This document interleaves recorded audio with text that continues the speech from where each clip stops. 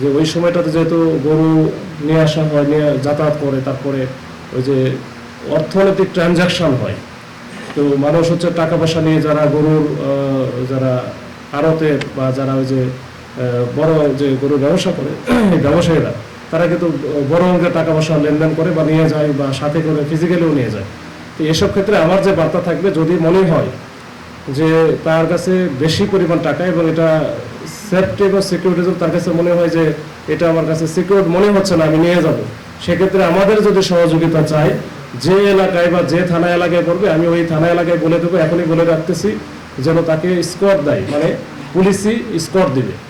তো এইটার ব্যবস্থা আমরা করব, যেন এটা আমাদের কিন্তু জানাইতে হবে। এখন আপনি যাচ্ছেন, আপনার কাছে 2 কোটি টাকা আছে বা 50 লাখ টাকা আছে, এটা তো আমি জানবো না, এটা তো আমাকে জানাইতে হবে। জানালে আমি অবশ্যই এটা আমি ব্যবস্থা নিব।